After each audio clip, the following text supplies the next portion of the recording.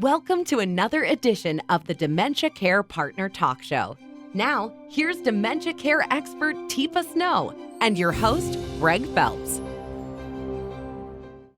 Hello and welcome to the Dementia Care Partners podcast. I'm your host, Greg Phelps. Joining me once again is dementia care expert Teepa Snow. And Teepa, I understand you recently snuck over the border into Canada and were at an event in Winnipeg, Manitoba. I'm not sure what second prize was.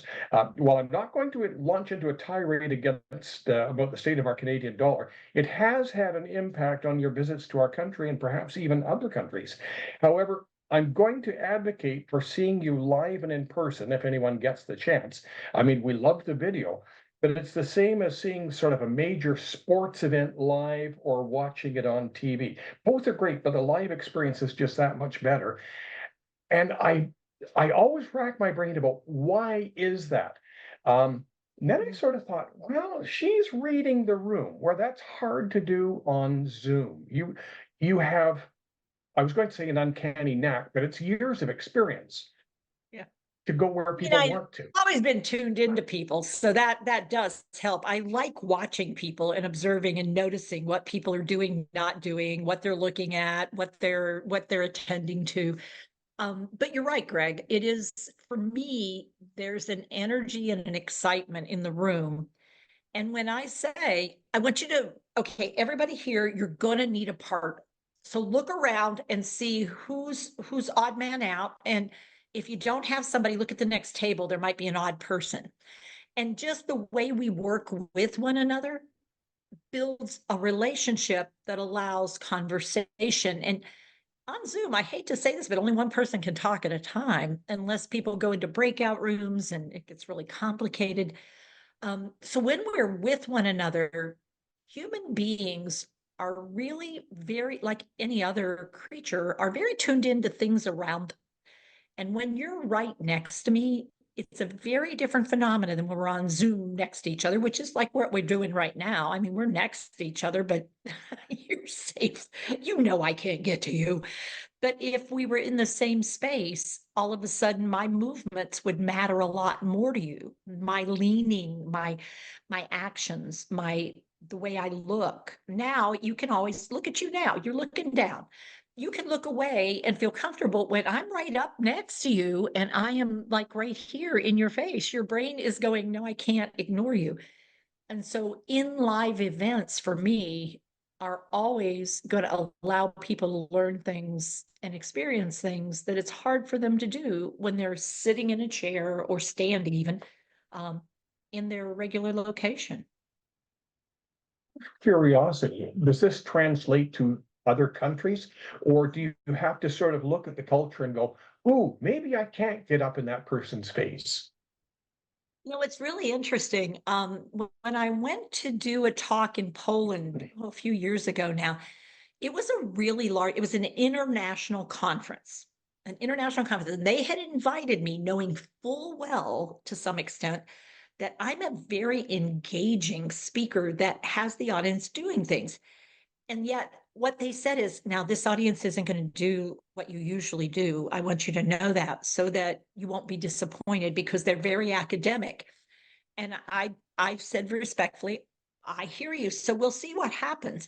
And they were all in auditorium type seats, and they're all facing straight ahead. And many people had headphones on, because from 29 countries or 32, I don't remember now, they had to have headphones on for translations. And so I had to pause and allow time for translations.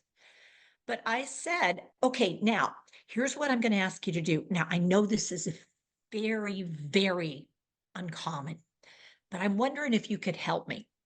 I want you to turn to your right. Oh, wait a minute. That's not going to work, because well, go ahead. Everybody turn to your right. What can you see of the person next to you?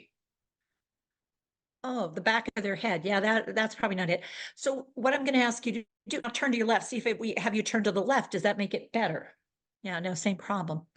You know what's going to probably help is if I have you turn toward each other. So if you could, everyone turn and just look slightly at a person next to you, and it'll turn out, you'll have to work that out. Guess what everybody was doing, Greg? I sort of think they went along with it. Because what I did is I broke it down step by step by step, and I got them intrigued with simple thing of turn and look and turn and look. So I started with a visual cue. And then the next thing up, when I said turn toward each other, and I want you just to go, well, hi, or hello, or hey, or whatever your language is, just try that and make eye contact. Yeah. And then I want you to imagine now that the person next to you is someone that they have oatmeal or some kind of food right here on their shirt. And you want to be helpful. Go ahead and do what the first thing is that comes to mind. And what started happening is people started doing it. And then I went back to content. And I said, I want to show you brains and I want to show you the difference in the brains. And they were like, oh, ah. So what's really interesting is this would never work, quote unquote. And Beth Nolan had the same experience in China. And in England, there's the hesitance. But once we break the wall, it's called the fourth wall in performance, I think it is, where you stay on the stage and you're up there and everybody's observing you. And instead you come into the audience in a way of being together in this. Then we're really talking about dementia. Because the thing about dementia is it comes into your world, comes into your life, comes into someone you care about, and you suddenly can't be the way you used to. You can't just leave it alone. You can't just ignore that the person next to you might use some support, but you can't just do it the way you would have done it. Now, all of a sudden, you're having to really think about what you're doing. And there's nothing like being in person to be able to do that, frankly. There's jokes about if you want to mute an Italian, you tie their hands down. It's somewhat the same with Teepa. If you want to slow her down, tie her to the chair. Put Velcro on her butt and put Velcro on the chair, and because I think you have so much experience in doing this that you're watching for cues. Because I've been to one or two events with you, and they're never the same. Correct. That's a lie. Never. You've been to like herds of events with me. Never the same. Yeah. No. And it can never be the same, just like each care situation is unique. Yeah, there's tendencies, there's patterns. And if you're only lightly listening and that's all you're doing, you can say, oh, yeah, I've heard that before. But if you're truly interested in looking at what's happening in our interaction and then applying it to your world, if you're interested in doing that, all of a sudden there are opportunities to see things a little differently each time you experience it, because number one, it will be different.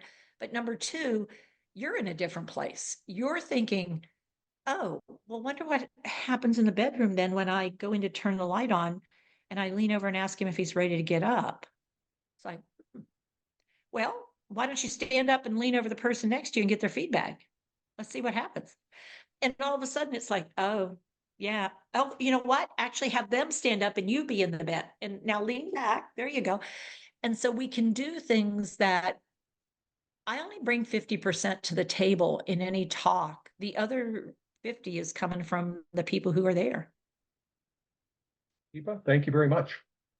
Thank you, Greg. Oh, and I'll try to make it back across the border again. You know, I didn't actually cross illegally. You know, I went through the whole process, you know. Thank you very much for doing that. You've been listening to the Dementia Care Partners podcast, brought to you by Positive Approach to Care. More information on today's program or other dementia-related topics, go to teepasnow.com.